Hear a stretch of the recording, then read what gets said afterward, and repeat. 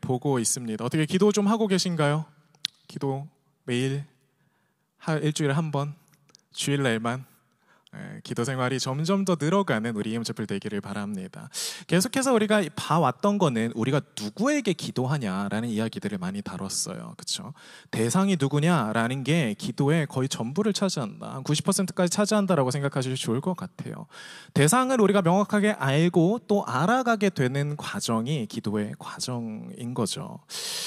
사실 주기도문의 첫 번째 이제 하나님을 부르는 이제 첫 번째 문장을 제외하고요. 그 다음에 이제 세 문장은요, 이 하나님이 누구이신지에 대한 우리의 포커스를 도와주는 그런 기도문들이에요. 하나님의 이름이 거룩해졌으면 좋겠고요. 하나님의 뜻이 이 땅에 이루어졌으면 좋겠고요. 또 하나님의 나라가 이 땅에 임했으면 좋겠습니다라는 그런 기도들을 하는 거죠. 먼저 이 기도를 하는 이유는 우리가 대상이 누군지 집중하기 위해서, 그렇기 때문에 그 대상을 먼저 포커스를 하는 기도를 하시면 좋겠고요.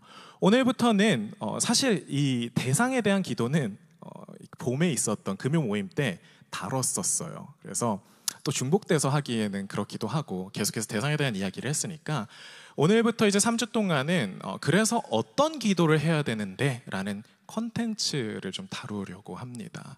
예수님께서 크게 가르쳐 주신 컨텐츠는 이제 세 가지가 있습니다. 오늘의 일용할 양식을 주옵시고가 바로 그 첫 번째, 우리가 주님께 그럼 우리가 우리 아버지께 무엇을 구해야 하느냐라는 그 기도의 내용의 첫 번째 내용입니다. 여러분 트루먼 쇼 아세요? 트루먼 쇼 되게 오래된 영화긴 한데 아세요? 안다. 나 안다. 야, 생각보다 많이 아시네요. 네, 그럼 줄거리를 설명할 이유는 없을 것 같고, 어떤 이야기인지 아시죠? 이제 전 세계가 이제 한 사람을 주변에서 다 관찰을 하고 계속해서 24시간 생방송을 하는 그런 내용이에요. 세상의 나를 이제 지켜보는 거죠. 그 가운데서 트루먼이라는 사람은 자기는 그 사실을 모른 채 살아갑니다. 그리고 그 세상이 자기가 살아가는 세상이 조작되어 있는 세상이라는 걸 모르는 상태로 살아가다가요, 나중에 결국에는 그 사실을, 그 진리를 깨우치고 바다를 건너서, 바다라는 게 되게 의미심장하죠. 왜냐하면 트루먼이 제일 두려워했던 곳이니까요. 자신의 그 원초적인 두려움을 뛰어넘어서 이제 진짜 세상으로 나간다라는 이야기입니다. 참 트루먼의 인생이 불쌍하다라는 생각도 들면서요, 한편으로는 어떻게 보면 이 트루먼이 살고 있는 세상이 꼭 트루먼 씨의 세상만은 아닐 수도 있겠다라는 생각을 하게 만드는 영화였습니다. 이 트루먼 쇼의 주인공인 트루먼이라는 이름은요, 여러분들이 이제 영어를 너무 다 잘하시니까 어떤 뜻이죠?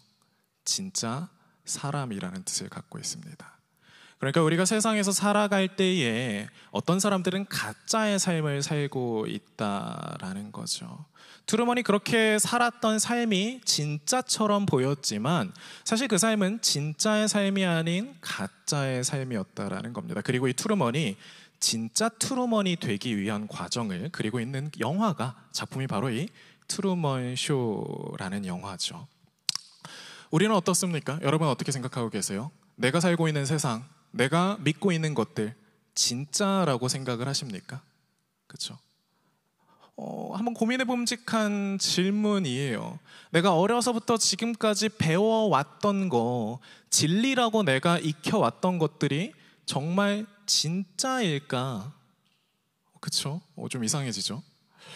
정말 이 지구가 동그랗다라고 이야기를 하는데 진짜 이 지구가 동그란 지구인 걸까? 어떤 사람들은 그래서 지구 평평설을 이제 믿기도 합니다. 그렇죠? 근데 사실 우리가 생각해 보면 과연 그러면 그 지구 평평설이라는 게 정말 근거 없는 이야기일까? 우리는 생각보다 많은 그렇다고 해서 지구 평평설이 진짜라는 이야기가 아니고요. 우리가 생각보다 많은 것들을 우리는 믿음에 의해서 우리가 지식으로 생각하고 살아간다라는 거예요. 그러니까 생각보다 이 진리, 뭔가 교과서에서 이야기해주고 세상에서 말하는 것들이 우리에게 그게 팩트처럼 다가오기도 하지만 사실은 그게 팩트라는 것들을 알 수 있는 방법은 내가 그 팩트를 팩트라고 믿기 때문이라는 거죠. 트루먼 씨가 그 세상에서 살면서 트루먼이 믿었던 사실은요, 자신에게 사랑하는 아내도 있고 또 자신이 가는 직장도 있고요, 그 직장에 다니는 수많은 사람들이 트루먼은 진짜라고 생각을 했습니다. 그렇죠? 팩트예요, 그거는. 그러나 이 트루먼에게 다른 세계의 진리가 딱 부딪히는 순간, 그것보다 더 큰 세계가 있다라는 것들을 깨달은 순간, 트루먼에게 그 모든 것들은 사실 다 가짜가 되어 버렸죠. 여러분, 이 세상에서 사람들은요, 결국엔 틀을 가지고 살아갈 수밖에 없어요. 내가 이게 세상의 진리라고 생각하는 거, 이게 진짜라고 생각하는 것도 사실은 어떻게 보면 해석의 틀, 또 패러다임의 틀 안에서 기능하게 됩니다. 우리는 이 세상에서 살아가면서 무언가 쫓아가고 있죠. 그런데 중요한 건 뭐냐면 그 무언가를 쫓아가는 행동조차도 세상이 가르치는 프로그래밍화 된 것일 수도 있다라는 생각들을 하셔야 된다라는 거예요. 한동안 유행했던 개념 중에 이제 욜로라는 개념이 있었습니다. 무슨 뜻이죠? You live only once라는 그런 뜻이죠. 그렇죠? 인생은 너는 한 번밖에 살지 못하니까 오늘 누릴 수 있는 거 미루지 마라. 오늘 누릴 수 있는 거 다 누리고 살고, 너가 갖고 있는, 너가 할 수 있는 그 너의 자산을 다 끌어다가 여행도 가고 비싼 명품 가방도 사고 또 맛있는 음식점에도 가고 그러면서 탕진하면서 살아가는 것이야말로 인생을 진정으로 즐기는 즐거움이다라는 그런 세계관이죠. 많은 사람들이 사실 이 욜로라는 가치관에 동의했습니다. 해시태그에 욜로를 막 써놓고 이것저것 막 사재끼는 그런 일들도 있었고요. 많은 사람들이 인스타그램에 어디 여행 가고 호화로운 생활을 누리는 것들을 올려두기도 합니다. 젊어서 놀자. 결국 젊어서 놀아야 남는다라는 그런 이야기예요. 사람들이 한동안, 요즘도 그렇게 사는 사람들도 있긴 하지만 한동안 대부분의 사람들이 그렇게 살았었어요. 그런데 그러다가 어떤 일이 벌어지냐면 사람들이 이거 아닌 것 같은데? 이렇게 탕진잼 하면서 인생을 살았다가 인생이 망가지는 경우들을 너무 많이 보게 되거든요. 20대 때 신나게 놀던 형 누나 언니 오빠들이 30대 때 인생이 망가지는 것들, 참 불쌍한 인생을 사는 모습들을 보게 되면서 사람들이 뭘 생각하게 되냐면 이건 아니다. 우리가 좀 더 미래를 대비하고 준비하자. 그래서 나타난 개념이 뭐냐면 이제 FIRE라는 개념이 이제 생겨났죠. FIRE라는 뜻이 뭔지 아세요? 뭐의 약자인지 아세요?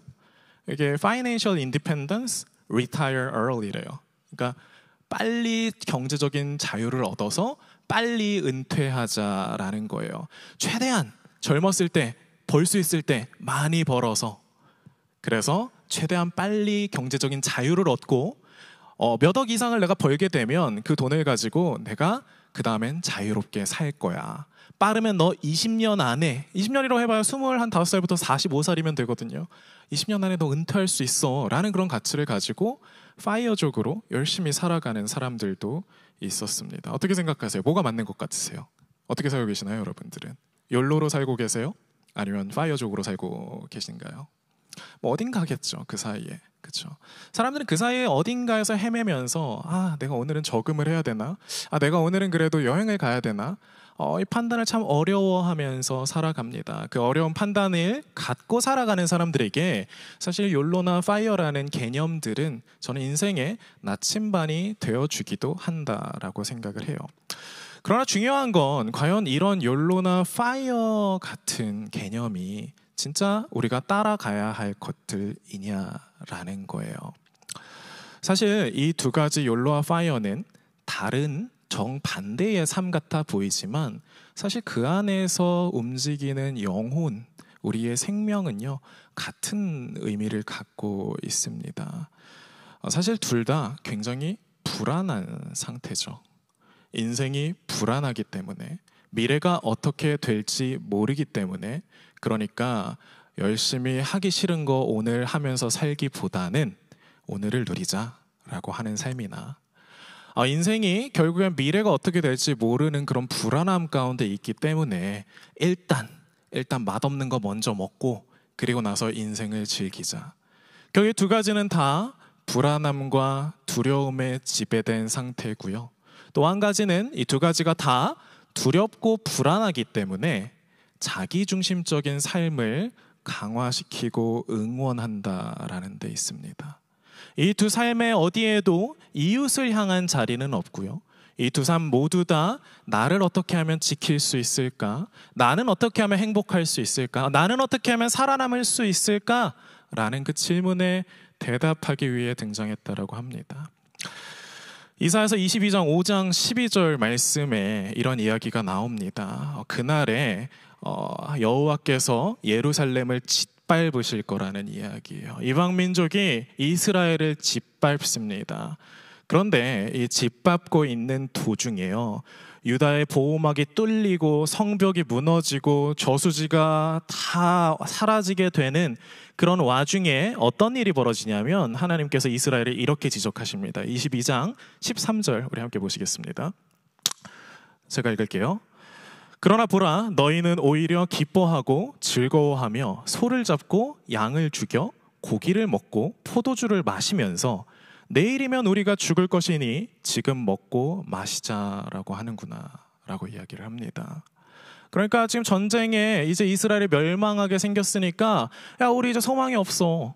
그러니까 우리가 오늘 먹고 죽자라는 이야기를 한다라는 거예요. 14절에 이렇게 이야기하십니다. 그래서 만군의 여호와께서 내 귀를 여시고 말씀하셨다. 너희가 죽는 날까지 이 죄를 용서받지 못할 것이다. 여러분, 소망을 잃어버린 사람을 하나님께서 용서하지 않으신다라는 이야기입니다. 우리가 삶에 소망이 없고 우리가 희망이 없을 때에 우리의 인생은 욜로를 이야기할 수도 있어요. 그러나 그렇게 자신의 인생을 탕진하고 하나님을 바라보지 못한다면 그 죄는 용서받지 못한다라는 거죠. 누가복음 12장 19절에는 이런 이야기가 있습니다. 그러고 나서 내 영혼에게 말하겠다. 영혼아, 여러 해 동안 쓸 물건을 많이 쌓아두었으니 편히 쉬고 먹고 마시고 즐겨라. 이 부자가 고민과 걱정을 합니다. 내가 많은 것들을 얻게 되는데 이런 것들을 어떻게 해야 할까? 내 미래를 위해서 저장을 해놔야겠지. 그 창고를 지어서 그 창고에 담아둡니다. 그럼 하나님께서 말씀하시는 건 그렇게 영혼에게 위로하는 이 부자에게 어느 날 갑자기 내가 그의 영혼을 데려간다면 그는 과연 어떻겠느냐라고 물어보신다라는 거예요. 여러분, 이 세상에서 여러분들은 어떻게 조작받지 않고 살고 계신 것 같습니까? 그렇죠? 내가 그 생각을 할 때 여러분 가장 조심하셔야 됩니다. 나는 누구에게도 지배당하고 있지 않아. 나는 나로서 존재하고 있어. 나는 나를 믿어 라고 이야기하는 사람은 항상 무언가에게 조종당하고 있고 지배당하고 있기 때문에 그렇습니다. 우리는 누군가에게 가르침을 받을 수밖에 없는 존재예요. 우린 누군가에게 지배를 당할 수밖에 없는 존재입니다. 창세기에서 이야기 나오는 것처럼 우리는 뱀의 말에 귀를 기울일지 하나님의 말씀에 귀를 기울일지를 정해야 하는 거지, 누구의 말에도 귀를 기울이지 않고 혼자 살아갈 수 있는 사람은 아무도 없습니다. 왜? 문화라는 건, 그리고 세계관이라는 건 공기와 같거든요. 안 좋은 공기, 대기가 나쁜 곳에서 살아가는 사람들은 본인이 원하든 원치 않든 그런 그 공기를 마시면서 살아가게 되는 거죠. 우리도 마찬가지입니다. 원하든 원치 않든 우리는 수많은 사람들에게 영향을 받으며 살아갑니다. 그게 부모가 될 수도 있고, 그게 학교에서 만난 교수님이 될 수도 있고, 그게 내가 만난 친구들이나 멘토가 될 수도 있겠죠. 결국은 난 누구에게 영향을 받지 않을 거야가 중요한 게 아니라, 그래서 나는 누구의 영향을 받을 것인가 라는 걸 정하는 게 중요합니다. 세상은 우리를 어떻게 조작하는지를 오늘 욜로와 파이어를 통해서 같이 나눈 거예요. 세상은요, 우리에게 불안함을 안겨줍니다. 인생을 살아가는 데 있어서 세상이 지금 현재 세상이 만들고 있는 이 사회가 만들어둔 게임은 어떤 게임이냐면 우리 안에 불안함이라는 감정을 두고요. 그래서 어느 정도 우리가 퀘스트를 마치게 되면 너에게 안정감을 줄게. 너희가 더 이상 두려워하지 않아도 되고 걱정하지 않아도 되고 미래의 그 자유를 누릴 수 있는 그 안정감을 줄게. 그러나 여러분, 그 안정을 얻는 삶이 과연 좋은 삶일까요? 이 세상의 구조는 너무 단순해요. 너 지금 불안정하지? 너 지금 인생 두렵지? 그러니까 너 욜로로 살아야 돼. 혹은 너 파이어로 살아야 돼. 이 둘 중 하나를 가지고 살지 않으면 사실 너는 인생을 허비하고 있는 거야. 그러나 여러분 잘 생각해 보셔야 합니다. 그래서 내가 많이 벌고 경제적인 자유를 얻어서 하고 싶은 삶이 뭔데? 내가 그래서 이 두려움을 극복하고 안정을 찾고 난 다음에 내가 살아가고 싶은 삶이 뭔데? 우리 너무나 유명한 이야기가 있잖아요. 그렇죠? 인디언 낚시를 하고 있는 인디언에게 한 노인이 가고 물어봅니다. 너 그렇게 낚싯대 하나 가지고 낚시하지 말고 가서 그물 큰 거 하나 사갖고 낚시를 한번 해봐. 그럼 어떻게 되는데? 그러면 그 그물 통해서 지금 한 마리 한 마리 낚는 게 아니라 정말 많은 물고기가 낚일 거야. 그 다음에 어떻게 되는데? 그러면 너 그걸 팔아서 너가 하고 싶은 것들을 할 수가 있겠지? 그게 지금 내가 하고 있는 건데? 라는 이야기를 인디언이 했다라고 이야기를 해요. 어떻게 보면 우리는 어떻게 살아남아야 될지에 대한 고민과 생각들은 있는데 사실은 그 이후에 그래서 안정을 얻고 나서 뭐 할 건데에 대한 이야기가 빠져 있다라는 게 이 이야기가 지적하는 바겠죠. 지금부터 100년 전에 멋진 신세계라는 책을 올더스 헉슬리라는 사람이 씁니다. 이 사람이 쓴 이 멋진 신세계는 에는 이런 구절이 나와요. 제가 읽을게요. 세계는 이제 안정이 되었어요. 사람들은 행복하고 원하는 바를 얻으며 얻지 못할 대상은 절대로 원하지 않습니다. 그들은 모두가 잘 살고 안전하고 전혀 병을 앓지 않고 죽음을 두려워하지 않고 늙는다는 것과 욕정에 대해서 모르기 때문에 즐겁습니다. 어머니나 아버지 때문에 시달리지도 않고 아내나 아이들이나 연인 따위의 강한 감정을 느낄 대상도 없고 마땅히 따르도록 길이 든 방법 이외에는 사실상 다른 행동은 하나도 하지 못하도록 되어 있어요. 올더스 헉슬리가 이 멋진 신세계를 통해서 보여준 세상은 참 이상적인 유토피아입니다. 여기에는 걱정도 없고 슬픔도 없고 고난도 없어요. 대신에 이 세계에는 인간다움이 상실되어 있습니다.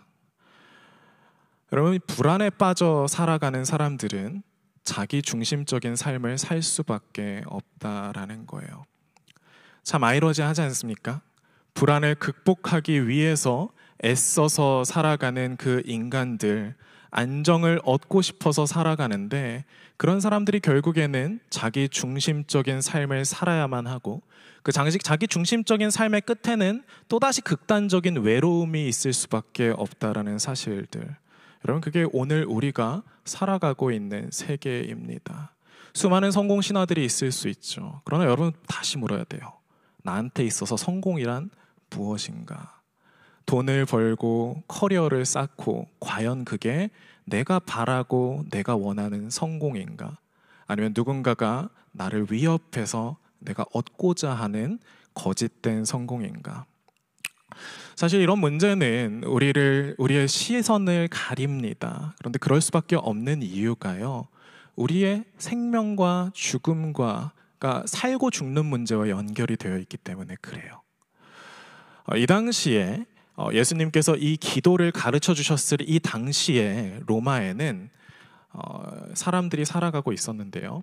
이 중에서도 이 예수님께서 태어나셨던 유대 땅에는 정말 심각한 일들이 많이 벌어지고 있었습니다. 이 유대인들이 로마의 압제 아래 살고 있으니까 이 사람들이 내야 될 세금이 이제 삼중 구조가 되어 있는 거예요. 먼저는 이제 성전에 내야 합니다. 유대인들은 이스라엘 사람들, 하나님의 선택받은 백성이기 때문에 성전의 11조, 또 성전의 헌금, 제물을 내야 됐었어요. 나아가서 여기서 끝나는 게 아니라 그들이 있는 그 유대 왕국의 왕에게도 세금을 내야 됐었어요. 또 나아가서 그들을 다스리고 있는 이 로마라는 제국에도 세금을 또 내야 했었습니다. 거의 40%에서 50%를 넘나드는 착취가 벌어지고 있었고요. 그렇기 때문에 이들 가운데에 하루 벌어서 결국 하루 먹고 살 수밖에 없는 사람들은 내일을 위해 쌓아둘 수가 없는 거예요. 그렇게 되면 어떻게 되냐면 오늘이 불안하기 때문에 결국에는 어떻게 해서든 내 내일의 불안함을 지우기 위해서 오늘 남의 것을 빼앗거나 아니면 다른 사람들을 착취하는 그런 행동들을 하게 된다라는 겁니다. 두려움이요, 충분한 돈을 쌓아두고 싶게 만드는 거예요. 내 미래가 어떻게 될지 모르니까, 내 내일이 어떻게 될지 모르니까 오늘 이 돈을 좀 쌓아두자. 다른 사람들에게 나눠줄 수 있는 거 당연히 없겠죠. 그렇죠? 내가 조금이라도 돈이 생기게 되면 그것으로 다른 사람들과 누리는 게 아니라 당장 내 미래가 불안하기 때문에 쌓아둬야 하는 거예요. 그래서 어떤 사람들은 부자가 되기도 합니다. 그러나 이 부자가요, 결국엔 자기 자신만을 위해서 돈을 쌓아뒀기 때문에 이 이스라엘에는 굶어 죽는 사람, 가난한 사람, 정말로 어려운 사람들이 가득했더라라는 겁니다. 그 사람들이 누구의 말을 따라 살아갈 수밖에 없을까요? 그 세계를 다스리고 있었던 존재, 로마의 황제의 명령에 따라서 또 자신들의 세계를 다스리고 있다라고 생각했던 존재, 유대의 제사장들의 말을 따라서 살아갈 수밖에 없는 거예요. 왜? 내가 저 사람들의 말을 따라야, 내가 저 사람들의 의견에 동의해야, 그리고 저 사람들이 하라는 대로 해야 나는 오늘도 먹고 살 수 있고 내일도 살아남을 수 있기 때문입니다. 여러분, 사실 우리가 그렇게 파이어를 원하고 우리가 그렇게 복권 당첨을 원하고 어느 순간 주식이 갑자기 오르는 것을 그렇게도 원하는 이유가 여기에 있지 않습니까? 인생을 살아가는 데에, 우리가 삶을 살아가는 데에 내일 내가 돈을 모아두지 않으면 내일의 나는 없을 수도 있겠다. 여러분, 그 두려움 때문에 우리는 돈을 쌓으려고 하고 있지 않습니까? 그 두려움 때문에 나는 내 커리어를 쌓으려고 하고 있지 않습니까? 문제는 뭐냐면 그렇게 아둥바둥하면서 살아남는 데 집중하다 보면 내 오늘을 충실히 살아갈 수 없다라는 거예요. 그렇다고 해서 아까 말씀드렸던 욜로족처럼 다 누리고 다 쓰고 살아가라는 게 아니에요. 내가 그것 또한 불안에 의한 거라고 말씀을 드렸잖아요. 그렇죠?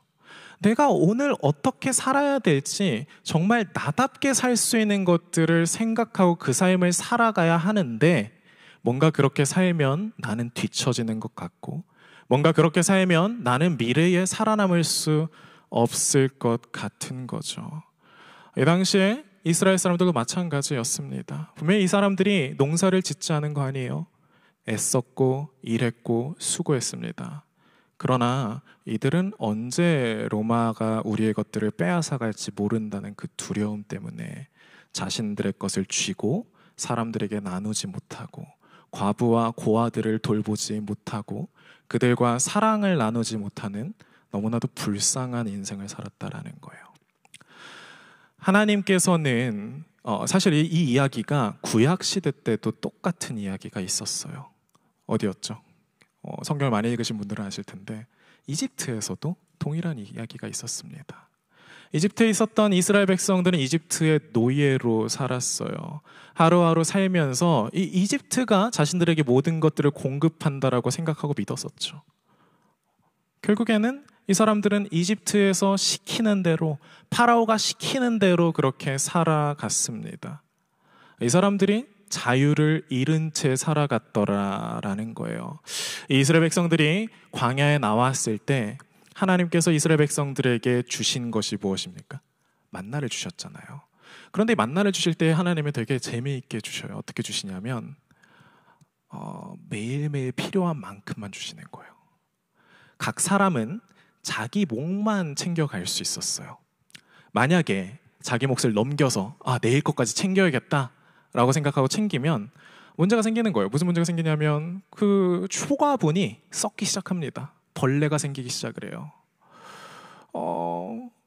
여러분, 하나님께서 우리에게 주시는 모습들이 바로 그렇다라는 거예요. 하나님께서 이 광야의 만나를 통해서 우리에게 가르치고자 하셨던 거는 내가 너희를 먹인다라는 거예요. 그러나 이스라엘 백성들이 그 가운데에서 문제가 됐던 건 뭐냐면 자신들을 먹이시는 하나님을 신뢰하지 못할 때 이스라엘 백성들은 혹시 이 만나가 내일은 끊길까? 혹시 이 만나가 내일 모레 일주일까지는 부어져도 그 다음 날은 끊기지 않을까. 그 두려움이 있었던 사람들은 하나님의 말씀을 따라서 살아갈 수가 없었던 거죠. 너무 당연하죠. 왜? 내일이면 없어질 건데, 내일이면 내가 먹을 게 없는데, 그러면 쌓게 되고 모으게 되고 그것들이 썩어가게 되는 것들을 이스라엘 백성들은 봅니다. 사랑하는 성도 여러분, 오늘 우리에게 예수님께서 가르쳐 주신 그 기도의 제목, 일용할 양식을 주님께서 주신다, 일용할 양식을 나에게 달라라고 하나님께 구하는 기도는 이 세상을 통치하고 다스리는 게 이 세상의 구조가 아니라, 시스템이 아니라, 내가 다니는 회사의 사장님이 아니라, 내가 일하는 클라이언트들이 아니라 하나님께서 나를 먹이시고 하나님께서 나의 생존을 위해서 매일같이 만나를 주신다라는 그 믿음, 그 믿음에 대한 고백입니다. 이집트가 아니라, 로마가 아니라, 제국이 아니라 하나님께서 우리를 먹이신다는 그 믿음, 그 믿음이 생겨나게 되는 기도라는 거죠. 여러분, 그래서 예수님께서 우리에게 가르쳐주신 기도, 첫 번째 기도가 바로 이 기도예요. 하늘의 아버지시라면 너네가 구해야 될 거는 뭐냐면, 하나님, 저희에게 일용할 양식을 주옵소서. 하나님, 당신이 나에게 일용할 양식을 주시는 분입니다 라는 그 고백을 하라라는 이야기입니다. 그리고 여러분, 이 사실을 믿게 되면 생기는 변화가 한 가지 있는데, 정말로 이 세상에서 내가 오늘 나에게 정말 필요한 것, 이게 하나님께로부터 오는 거야 라고 믿는 사람은 세상에서 정말 자유롭게 살아갈 수 있습니다. 세상에서 내가 미래의 파이어를 성공하고 나서 그 다음에 내가 하고 싶은 일들을 해나갈 게 아니라, 지금 내가 당장 오늘 하루를 살아가는 데 있어서도 내가 인간으로서 마땅히 해야 할 삶, 내가 인간으로서 마땅히 누릴 수 있는 삶을 하나님께서 누리며 살아가게 해주시기 때문에 그래요. 그 하나님에 대한 믿음이 없는 사람들은 매일같이 즐겁고 행복하고 자유를 누릴 수 있음에도 불구하고 그 자유를 누릴 수가 없어요. 왜? 나를 지배하고 있는 두려움과 걱정들이 있기 때문입니다. 그러나 하나님을 믿고 의지하는 사람은 매일매일 제대로 된 선택을 할 수가 있습니다. 여러분, 히틀러 밑에서 일하던 수많은 독일의 관리들을 한번 생각을 해보세요. 악의 평범성이라는 이야기들을 아시잖아요. 그렇죠? 그 사람들이 했던 건 히틀러의 말에 정말 착한 마음으로 순종했던 것밖에 없어요. 나중에 아이히만이라는 그 담당자를 불러다가 이 사람에게 당신 왜 그렇게 나쁜 짓을 했습니까? 라고 물어보니까 이 사람이 뭐라고 얘기하냐면, 나쁜 짓이요? 저는 그냥 하라는 대로 말을 잘 들은 것밖에 없는데요. 그렇죠? 그러나 그들이 하라는 대로 말을 잘 듣고 그렇게 순종하면서 살아갔을 때에 그들은 600만이 넘는 유대인들을 가스실에서 몰살시키게 됩니다. 사람을 죽이고 이 땅 가운데에 큰 미움이라는 악한 영을 불러오게 된 거죠. 여러분, 예수를 믿는다라는 건 착한 사람이 되는 게 아니에요. 윤리적인 사람, 남들이 보기에 쟤는 착해, 애는 착해, 그런 이야기를 듣기 위한 삶을 살아가는 게 신앙인의 삶이 아닙니다. 신앙인의 삶은 계속해서 물어보고 질문하는 삶이에요. 하나님, 제가 오늘 어떻게 살아야 합니까? 세상이 이야기하는 그런 삶이 아니라 하나님께서 나에게 바라시는 삶이 무엇입니까? 이 땅에 하나님의 뜻이 무엇이고 하나님이 이 땅에 이루어지길 원하시는 하나님의 뜻이 무엇입니까? 하나님, 제가 오늘 살아갈 때 하나님의 이름을 거룩하게 할 수 있는 그 방법, 그 삶의 모습은 대체 어떤 삶입니까?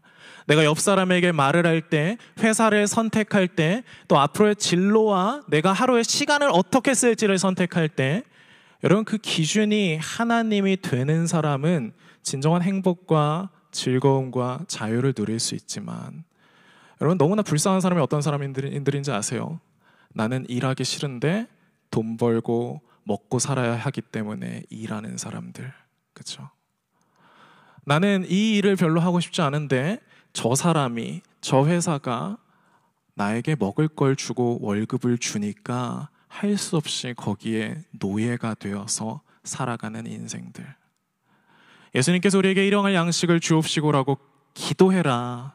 너네 먹을 거 주시는 분은 하나님이시지 너희 사장님이 아니다 라는 그 이야기는 여러분 우리에게 자유를 주시는 하나님의 말씀이고 우리 가운데에 진정한 너답게 살아라 라고 말씀하시는 하나님의 말씀이라는 거예요.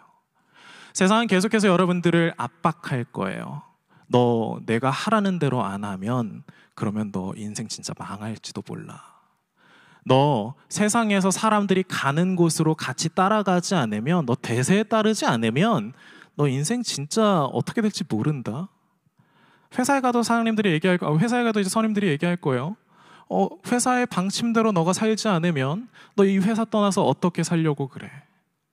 하나님을 믿지 않는 사람들은 그 말에 끌려갈 수밖에 없습니다. 더 불행한 건 뭔지 아세요? 한 번 그렇게 끌려가기 시작하면, 그리고 한 번 하나님에 대한 그 믿음을 놓치게 되면 우리의 인생은 계속 생각하기를 멈추게 된다라는 거예요. 계속해서 끌려가고 끌려갑니다. 그 끌려간 인생 끝에 뭐 빌딩이 몇 채가 있을 수도 있고요. 끌려간 인생 끝에 여러분의 자녀가 뭐 하버드나 좋은 대학교에 갈 수도 있고요. 끌려간 인생 끝에 여러분들이 겉보기에 잘 살고 있을 수도 있어요. 근데 그게 정말 여러분들이 원하는 인생입니까? 정말 여러분들이 원하는 기쁨과 즐거움과 행복입니까? 사랑하는 성도 여러분, 일용할 양식을 하늘의 아버지가 주신다라는 사실들을 믿고 살 때에만, 그리고 여러분 이 기도를 할 때에만 우리는 진짜 하나님이 나를 먹이시는구나, 진짜 내 인생이 내 노력 여하에 달렸다, 이게 아니라 내 인생이 우리 부모님께 달린 게 아니라, 내 인생이 우리 교수님께 달린 게 아니라, 사장님께 달린 게 아니라 하나님께 달려있구나. 여러분, 그 사실은 우리가 이 기도를 할 때에만 깨닫게 되는 거예요. 그렇게 되고 그 믿음이 생겨난 사람들은 인생을 담대하게 살아갑니다. 다니엘의 세 친구들이 풀무불 속에 들어가면서 뭐라고 고백을 하냐면, 하나님께서 우리를 지키실 겁니다. 그러나 그리 아니하실지라도 우리는 하나님을 저버리지 않겠습니다. 왜? 우리를 죽이고 살리는 건 하나님이시지 왕이 아니라는 이야기예요. 그리고 그 일을 통해서 이들이 해나가는 일은 뭐냐면 이 왕에게 하나님을 전하게 됩니다. 여러분, 결국엔 이 세상이 게임과 같은 시스템을 갖고 있다고 생각하시면 맞을 거예요. 분명히 어떤 패러다임에 의해서 움직여지고 있고, 그래서 오징어 게임이, 물론 이렇게 2, 3편이 그렇게 좋은지는 모르겠지만 오징어 게임이 그렇게 인기가 많았던 거 아니겠습니까? 그렇죠? 마치 우리는 인생을 그 오징어 게임처럼 정말 우리 사회는 그렇구나라고 믿고 살아갈 때에 세상은 우리를 하여금 결국 다른 사람들을 죽여라라고 이야기를 해요. 그렇죠? 너가 저 사람을 죽여야 너가 살아남을 수 있어. 그게 세상이 만든 게임의 룰입니다. 그러나 여러분, 그건 세상의 룰일 뿐이에요. 여러분들이 조금 더 시선을 넓혀서 생각을 한번 해보세요. 우리가 먹고 사는 거 정말 여러분 굶어 죽을 거라고 생각을 하시나요?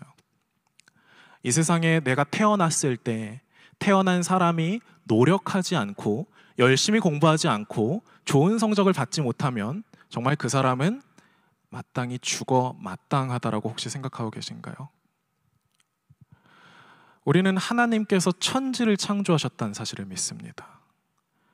그리고 하나님께서 천지를 창조하시고 먹을 것과 우리가 누릴 수 있는 것들을 모두 준비하신 다음에 거기에 사람을 두셨다라는 사실을 믿어요. 정말 그렇다면 이 세상에 태어난 사람이 누릴 수 있어야 하는 건 그 존재만으로도 먹고 사는 일을 누릴 수 있어야겠죠. 여러분, 농사를 지어 보셨는지 모르겠지만 사람이 사실 땅만 좀 있어도, 사람이 땅만 한 100평 정도 있어도, 좀 많나요? 놀고 있는 땅 많거든요. 100평만 있어도 사실 자급자족이 돼요. 거기서 나오는 걸로 먹고 살 수 있고요. 자연이 주는 걸로 우리는 집을 짓고 살 수가 있습니다. 하나님께서 사람에게 그 사람이 태어났다면 그 사람이 누릴 수 있는 걸 이미 주셨다라는 이야기예요. 여러분, 이 사람이 태어났다라는 거 우리에게 큰 기쁨이 되지 않습니까? 내 옆에 이렇게 아름다운 사람이 있고 너무나 참 좋은 사람들이 있구나라는 것들은 기쁨이 돼야 돼요. 그런데 저는 우리나라를 볼 때마다 너무나 마음이 아픈 게 뭐냐면 결혼한 부부가 살아가는 사람들이 더 이상 자녀를 낳기를 포기했다라는 거예요. 왜? 아이가 태어나서 불행할 것 같기 때문에. 내가 인생을 살아보니까 이 인생이라는 게임에 이 인생이라는 게임을 지나가는 게 너무 어렵더라. 그러니까 내가 이 안에서 내 아이를 낳는 일이 그 아이에게 미안한 일이 되는 거죠.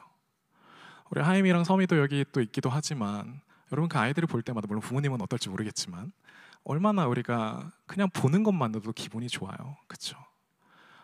저는 이게 너무 불행한 세상이라고 생각을 합니다. 사람이 태어났을 때 그 존재 자체로 먹고 살 수 없다면 여러분 그 사회는 뭔가가 잘못된 사회예요.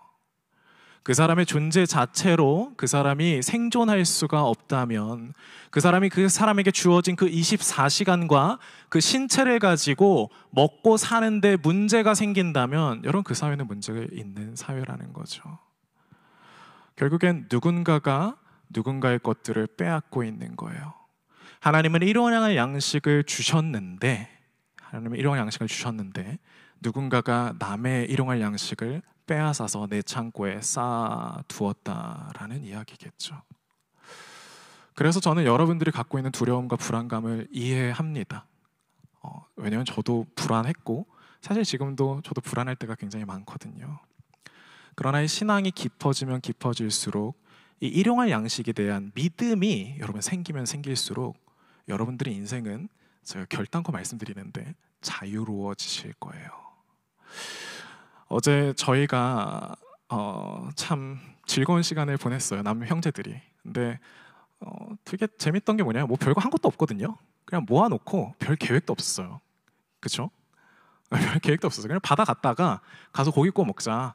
그리고 뭐 끝나고 나서 좀 대화 좀 하자 이런 거였는데 밤에 이제 한 12시 반 막 이렇게 된다 한 친구가 와 진짜 너무 행복하다는 거예요. 너무 즐겁다라는 거예요. 저 보고 참 감사했었어요. 왜냐하면 좀 경험시켜주고 싶었던 게 그런 거거든요. 돈 그렇게 많이 안 썼어요. 한 250불도 안 썼을걸요. 했는데 한 3명, 4명 갔었거든요. 그러니까 인당 한 2, 30불을 낸 거죠. 별로 안 썼어요. 근데 그 즐거움이 어디서 오는 걸까? 저는 이 즐거움이 우리가 친절한 사람들이 모였기 때문이라고 생각을 합니다. 자기 중심적인 사람들이 만약에 그 안에 있어서 내 시간이 중요해, 내가 중요해, 나한테 집중해줘 이런 사람들이 좀 있었다면 그렇게 행복하고 즐거운 시간이 되지 않았을 거예요. 근데 이 1박 2일을 하면서 제가 봤던 거는 다 처음 보는 친구들도 있고 별로 교제 안 했던 친구들도 있는데 너가 뭐 누가 할 거 없이 고기도 내가 굽겠다고 이야기하고 요리도 내가 하겠다고 이야기를 하고 모자르면 가서 어디 가갖고 더 음식을 사오기도 하고 프로그램과 나눔을 하는데 너나 할 거 없이 그냥 먼저 이야기하고 게임하는데 뭐 족구 계획도 안 했었는데 갑자기 족구하자고 이야기를 하고 서로가 서로를 위해서 자신의 에너지와 또 마음을 내어주는 모습들 여러분 그 사람들이 보이니까 굉장히 행복해지는 거예요. 여러분 뭘 하면 행복할 거라고 생각을 하세요 도대체? 비싼 음식을 사 먹으면 뭐 파인다이닝을 가고 오마카세를 즐기고 내 미래에 걱정이 없으면 돈 걱정이 없으면 여러분 그게 행복한 인생이라고 생각을 하시나요? 하나님께서는 처음부터 여러분들 우리를 행복할 수 있는 사람들로 만드셨어요. 내가 저 사람을 향한 사랑, 친절함 그거 하나만으로도 여러분 우리는 그렇게 큰 돈이 필요하지 않습니다. 한번 해보세요. 궁금하시면 여러분 비싼 음식점, 뭐 여행도 가볼 만큼 가보시고요. 여러분 좋은 집, 비싼 차 다 한번 타보셔야 그거를 아시겠다면 해보셔도 좋습니다. 근데 저도 뭐 그게 막 극단적까지는 아니지만 다 어느 정도 해봤거든요. 근데 그런 것들이 그렇게 크게 즐겁지 않더라고요. 비싼 레스토랑에서 음식을 먹는 것보다 사실 가정에서 아내와 함께 써는 그냥 고기가 아내와 함께 구워 먹는 삼겹살이 훨씬 더 맛있다라는 걸 여러분 결국은 알게 돼요. 내가 어디 좋은 데 여행 가는 것보다 내 사랑하는 자녀와 함께 눈 맞추고 대화하는 시간이 더 소중하고 더 나에게 충만감을 주는 시간이라는 걸 결국에 알게 됩니다. 세상이 만들어 놓은 여러분 그 게임에 속지 않으셨으면 좋겠어요. 헛된 것을 위해서 나의 하루하루를, 내가 갖고 있는 것들을 여러분 쏟아 붓지 않으셨으면 좋겠어요. 여러분들의 시간은 너무나 소중하고 여러분들의 존재는 여러분 그만큼 아름답기 때문입니다. 내가 미래에 누려야겠다, 다 이루고 나서 준비하고 내가 불안하지 않을 때에 누려야겠다, 여러분 거기에는 어떤 드라마도 없습니다. 그럼 여러분들이 오늘부터 하나님의 자녀답게 살기로 작정하실 때에 여러분 거기에서부터 큰 기쁨과 충만감이 채워지고 세워지실 거예요. 먹고 사는 건 하나님한테 맡기세요. 일용할 양식을 하나님께서 주실 겁니다. 찬양 나오셔도 좋을 것 같고요. 마무리하기 전에 함께 필즈상을 받은 허준희 교수가 축사를 했더라고요. 그 이야기를 함께 좀 나누면 좋을 것 같아요. 너무 오늘의 내용이랑 닮아 있는 것 같습니다. 필즈상을 받은 허준희 교수가 서울대에서 축사, 졸업생들에게 축사를 하는데 들려드릴게요. 이렇게 이야기합니다. 졸업생 여러분, 올해 준비한 완성을 축하하고 오늘의 새로운 시작을 축하합니다. 여러 변덕스러운 우연이, 그리고 지쳐버린 타인이, 그리고 누구보다 자신이 자신에게 모질게 굴 수 있으니 마음 단단히 먹기 바랍니다. 나는 커서 뭐 어떻게 살까? 오래된 질문을 오늘부터의 매일이 대답해 줍니다. 취업 준비, 결혼 준비, 육아, 교육, 승진, 은퇴, 노후 준비를 거쳐 어디 병원 그럴듯한 1인실에서 사망하기 위한 준비에 산만해지지 않기를 바랍니다. 서로에게 그리고 자신에게 친절하시길, 그리고 그 친절을 먼 미래에 우리에게 잘 전달해 주시길 바랍니다. 여러분, 결국 교회, 우리 신앙에서, 성경에서 하나님께서 말씀하신 건 영원한 삶이에요. 그리고 영원한 삶은 길이가 아니라 그 질에 있습니다. 퀄러티예요. 내가 아무리 오래 살고 길게 산다고 해도 여러분 그 시간이 불행하다면 여러분 그건 영생이 아니겠죠.